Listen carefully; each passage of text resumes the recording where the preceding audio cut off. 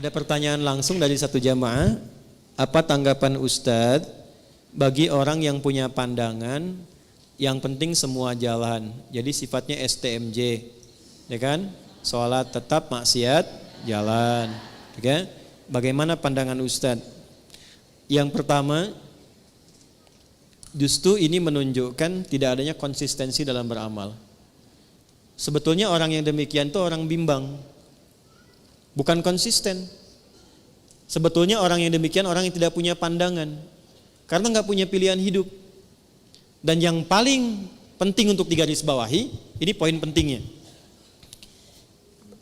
Ini menunjukkan bahwa sesungguhnya orang-orang yang punya pola hidup demikian adalah orang-orang yang keadaan dirinya belum sehat, kurang sehat.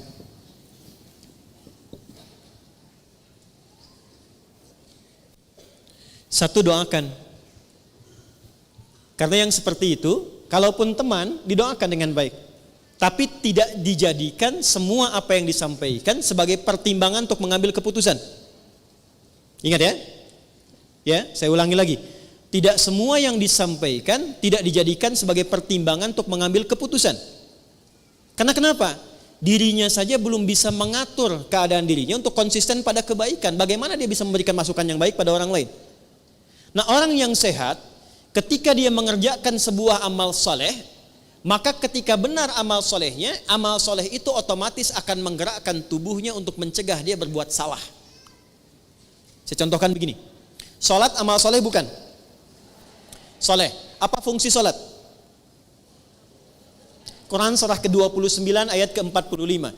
Innas salata tanha 'anil fahsya. Kalau ada orang salat dan benar salatnya, itu otomatis salat yang dia kerjakan akan memberikan pengaruh pada tubuhnya untuk mencegah dia dari berbagai tindakan-tindakan maksiat. Fahsya, maaf, zina, selingkuh, LGBT, pornografi itu fahsya. Mungkar, mencuri, bergosip, menuduh, merendahkan, berselisih itu mungkar. Jadi kalau orang benar salatnya, amal soleh lewat salat ini, dia akan otomatis mencegah pelakunya berbuat salah. Jadi kalau ada orang sholat, tapi saat bersamaan dia berbuat maksiat, ini artinya ada yang belum tepat dikerjakan dalam sholatnya. Karena motivasi orang sholat itu adalah mendapatkan amal soleh agar tidak berbuat salah. Jadi mustahil ada STMJ, istilahnya salah itu. Sholat terus, maksiat jalan. Jadi kalau orang sholatnya terus, itu nggak mungkin ada maksiat. Maka apa yang terjadi? Yang sholat ketika sholatnya dikerjakan tidak membuat dia kemudian terhambat berbuat maksiat, maka kemungkinan besar satu, dia tidak sempurna dengan tujuan dan niat sholatnya.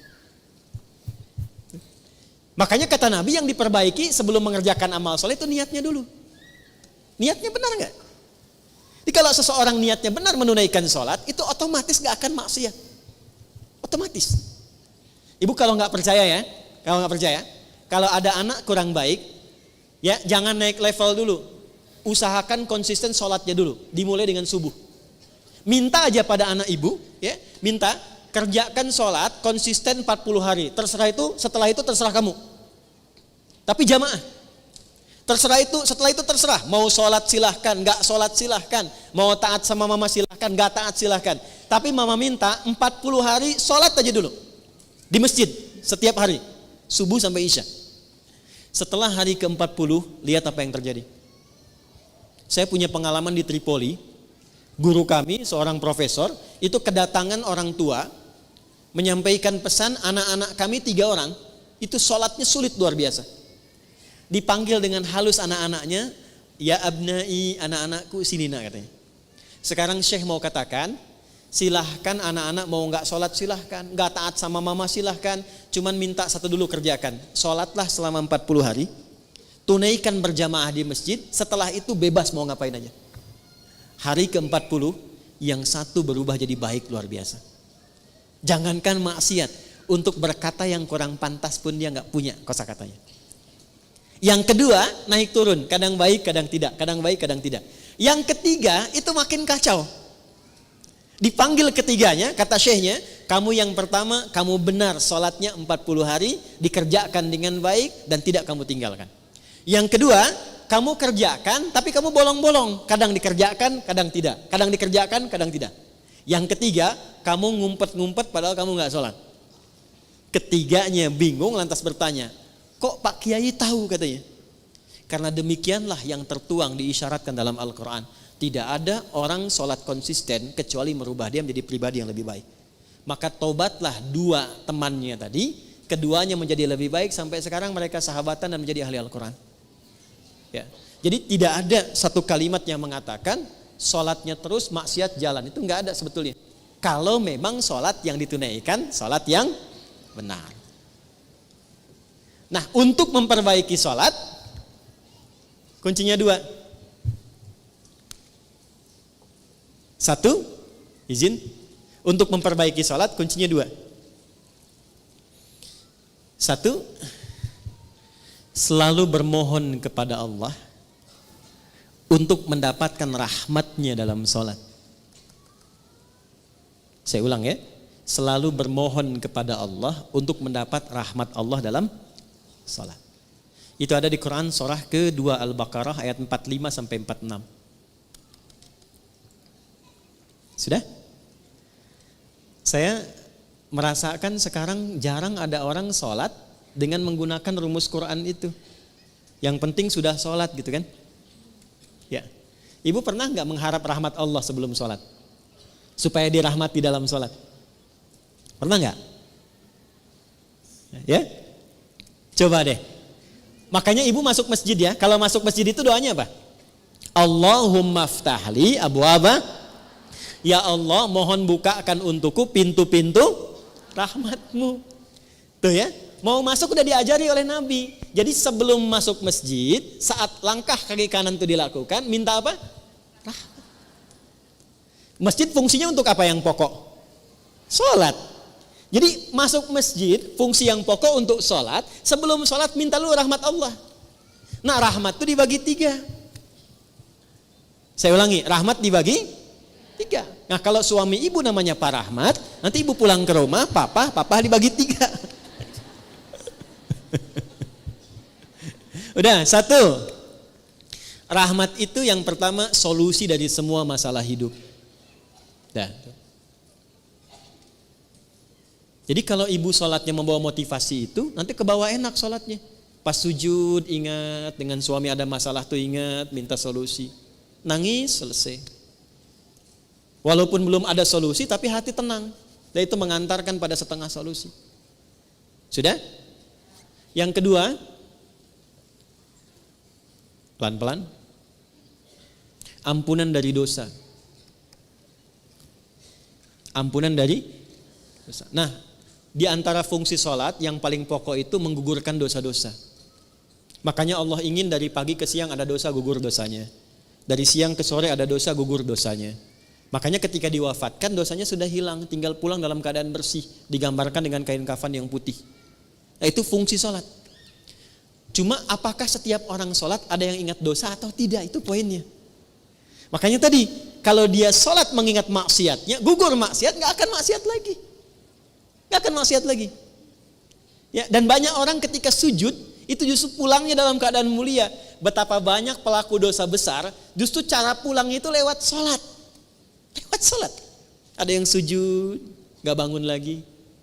Insya Allah. Pengen begitu? Nanti zuhur ya, kan sekarang masih ada waktu tuh. Ada yang begitu tuh. Ya. Dan itu luar biasa indah. Ya, saya kan pernah cerita di sini juga kan. Ada seorang kakek, ini bukan ustadz bu. Saya ketemu orangnya. Itu orang sederhana, mungkin viral di langit tapi mungkin tak dikenal di dunia. Sederhana orangnya, nggak disebut kaya, biasa saja. Pakai kaos, cuma jagain masjid, azan. Hari Kamis itu, ba'da asar sedang puasa sunnah loh. Di masjid nunggu buka, cuman tiduran, merem melek tuh. Diwafatkan di tempat yang beliau mengabdi di masjid dalam keadaan puasa. Ba'da asar menjelang maghrib, wafatnya cuman tiduran, merem melek ngantuk meninggal. Hati-hati tuh belakang tuh, merem melek.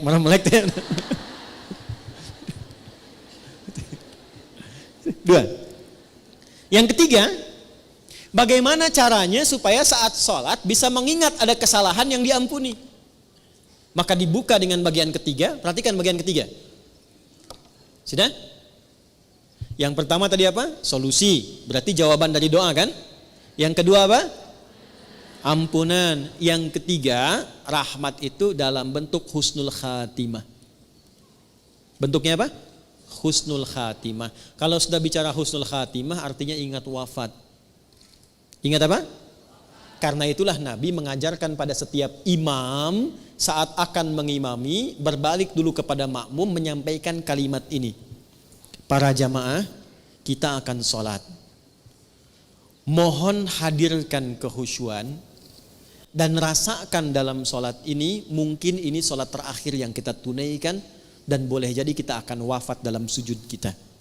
Itu sunnah. Bahasa Arabnya sallu salatan muwadda.